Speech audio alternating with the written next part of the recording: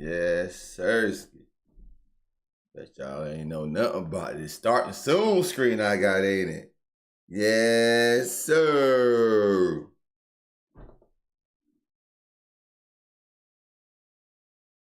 This give me time to share it.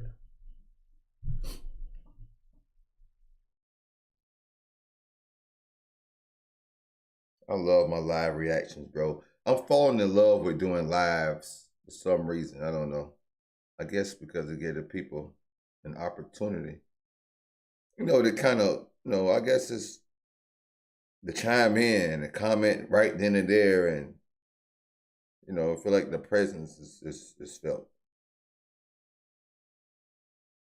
You know?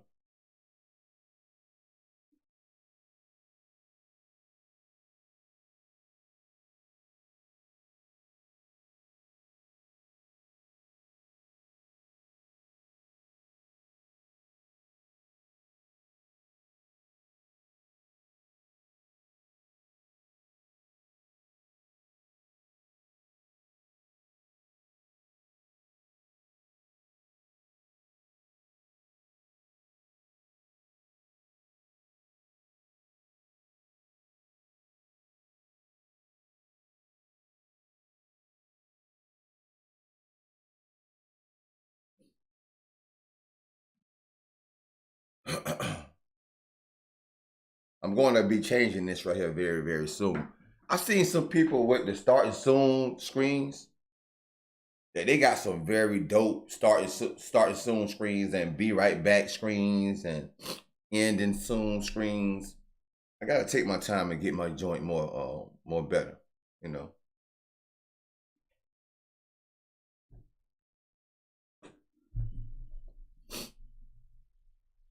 Where we at? Here we go. Yes, Sirski.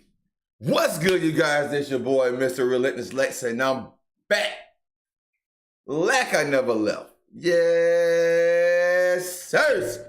All right. We're here now. My arms look kind of short on this side, right? Let's see what I can do. Move this out a little bit.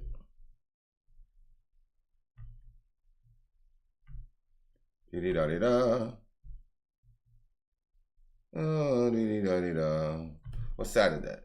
I'm gonna put my green screen over this way. So my little arm leverage won't be so cut off. Yeah, there we go. Cause see, look, my arm disappearing over here. That's because my green screen is so short on that side. But hey, at least y'all know I do have both of my arms. I guess that's the good thing to say. All right, so you guys, man, we got a man walking 20 miles to work. 20 miles, bro, to work. So one day a cop follows him and he sees why, or whatever. So it sounds like it's gonna be a very emotional story. That's why I put emotional ending inside the description, because it have to be emotional. It don't have no other choice. I know it's not gonna end funny. It can't end funny. So it's got to be an emotional ending. So that's why it's not clickbait, you guys. I'm pretty sure it's going to have an emotional ending by the title itself. But anyway, we're going to jump straight into it. Let's get it. Man walks 20 miles to work until one day cop follows him and sees why.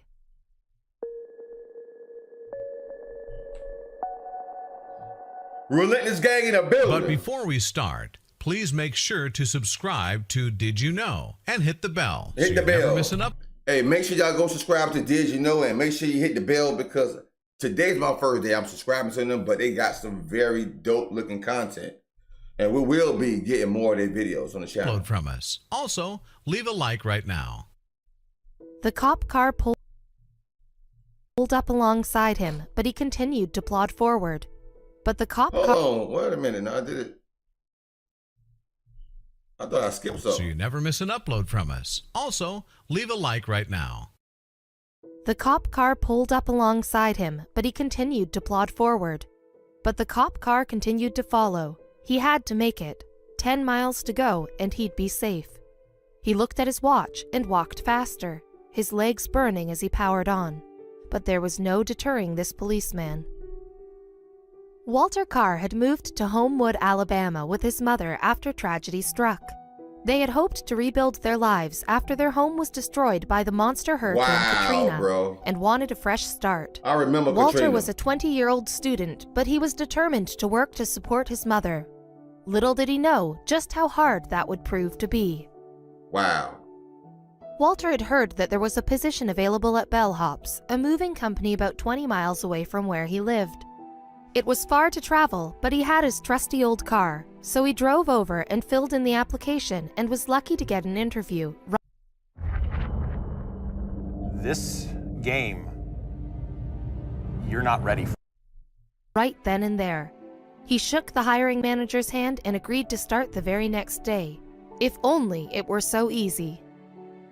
Just a few feet away from his driveway, his old car spluttered to a halt. Walter's heart started to race as he opened the hood and peered inside. Of all days, his car chose this one to finally give in and die. To his dismay, smoke poured from the engine and he knew that there would be no starting it again. Walter pulled out his phone to tell the manager of Bellhops that he wouldn't be starting after all. Then, he changed his mind.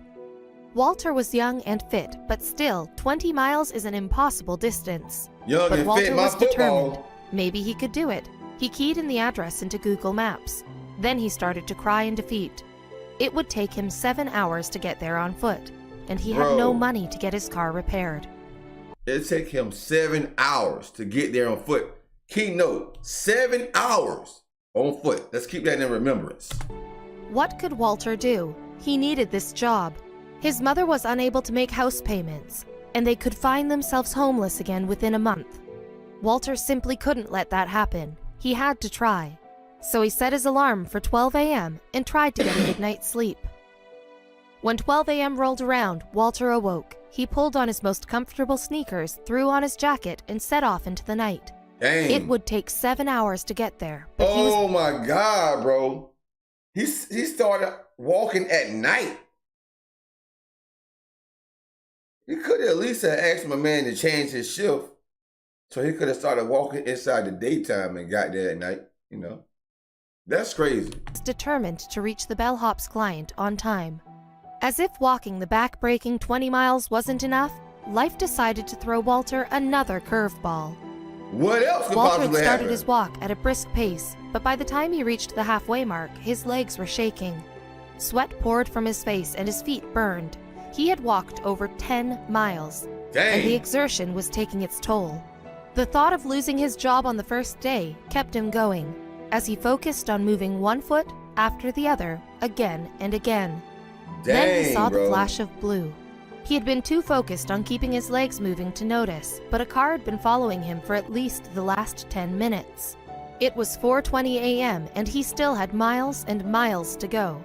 Then the car flashed its light and blared its short warning siren, and he knew they were there for him. Walter turned his head to see the cop car rolling up beside him. "Where are you rushing off to, buddy?" the cop asked, pointedly. He had had a rough and late night on parole duty, and the last thing he wanted was more trouble. Walter, gasping for breath, tried to answer him without breaking his stride. He was all too aware that the clock was ticking. The cop had seen enough and ordered Walter into the car. He didn't So things could have went left on this part. This could have been another case of like Trayvon Martin, because Walter on a time frame, this cop is stopping him like, "Where are you headed to, buddy?" But Walter know if he stops, he's gonna be late for work. Wow, this is crazy. care to dog. find out what this young man was doing in the street at this late hour. As far as he was concerned, he was up to no good. But when Walter That's what I was mustered enough thinking. breath to tell him the reason for his late-night walkabout, his eyes widened in disbelief. Officer Sean Gray had seen many things in his life, but this boy's determination astounded him beyond belief. They drove the next 6 miles in silence until Walter saw the house appear in the distance. Relief crashed over him like a wave. He had made it before time had run out. He thanked Officer Gray and shakily got out of the car. But there were still more surprises for Walter on that fateful day. The policeman escorted Walter to the door and told the homeowner, Jenny Hayden Lamely, how he had traveled 14 miles on foot to help her with her move. She was flabbergasted by his dedication. When the rest of the Bellhops crew Dang, arrived, bro. Walter tirelessly got to work loading boxes onto the moving van. He was exhausted, but he kept going. Then, Jenny wrote the post on Facebook that exploded overnight. Jenny's Facebook post read, "Yesterday was a long day, but a good day. Chris and I woke up around 5:45 a.m. to get everything staged and ready for our movers. Around 6:30 a.m. the doorbell rang. It was a police officer. He proceeded to tell us that he had picked up this nice kid in Pelham early this morning. The nice kid, Walter, said he was supposed to help us with our move today. It was his first day with his moving company, Bellhops, and he was training today. The officer proceeded to tell us that the previous evening, Walter's car broke down and he didn't know how he was going to get to work. Dang, bro. So he left Homewood at midnight and started walking to Pelham on 280. He walked all night to get from Homewood to Pelham because he needed to get to work. Jenny was so awed by Walter's determination to get to his job that she started a GoFundMe account to raise the money he needed to repair his car. The target was set at $2,000. But when the Nietzsches read Jenny's heartfelt post, the original amount was exceeded by a whopping $32,000. Whoa! Dang! Bro, she wanted $2,000. She ended up getting $32,000. Soon after, Walter's actions got the attention of Bellhop's CEO, Luke Marklin. Marklin immediately got into his Ford Escape and drove it from Tennessee to Homewood. On his arrival, he presented a gobsmacked Walter with the keys. Walter couldn't believe his eyes. The CEO of Bellhops had just given him his own family car. It was all too overwhelming, and Walter started to cry. He had never experienced such kindness before, as the whole community rallied behind him and cheered him on. Walter's exemplary behavior has inspired thousands of people, and Jenny's original Facebook post has since garnered an astounding 2,000 shares and comments. One commenter wrote, "I'm definitely really touched by his journey as well. It's impressive how we can give excuses to not do something, but then there are people like Walter who don't like excuses and just do it." And another, "Life has made challenges. Walter passed the test. Gracious and humble man." Thanks. I can't imagine how many times on that lonely walk down 280 in the middle of the night did he want to turn back. Dang, How many bro. times did he wonder if this was the best idea? How many times did he want to find a place to sit or lie down and wait till morning when he could maybe get someone to come pick him up and bring him back home? Dang. But he walked until he got here, Jenny wrote in awe. Walter's dedication to his job has become a symbol of the hard-working American, and his determination has even inspired a hashtag movement titled "Be Like Walter" on social media. But Walter remains humble and shrugs off the praise, saying, "I just walked." He aspires to become a Marine one day, and he has definitely proved to the world that he can achieve anything he sets his mind to. Whoa, bro. That story was meant for me, I believe, man. You know, I was just talking to somebody a couple of days ago. And I admit, me, myself, I'm far away from like Walter, bro. I call myself a procrastinator. And I'm going to be honest. I'm going to be honest with myself. It's like sometimes you have to look in the mirror at yourself and really face the facts. Like, I'm a big time procrastinator. I be having wonderful ideas. Like, I'm like a genius in cutting out of certain things. It just, my execution game is a little more weaker than what it should be at. You know what I'm saying? A little more weaker. But I'm going to work on that. This story is going to help me get past that, though. Be like Walter. Hashtag be like Walter, bro. Wow, this is dope. How many people would have gave up and say, I'm not walking 1 mile? But it was the fact that he said, if he didn't do this, him and his mom would have been homeless again.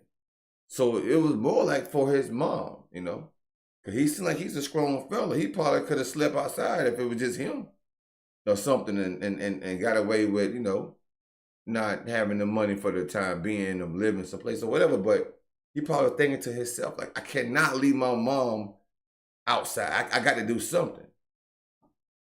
And with him having that faith of a mustard seed, God had moved him out, bro. Shout out to Walter, man. Let's be like Walter, you guys. Everybody hashtag be like Walter.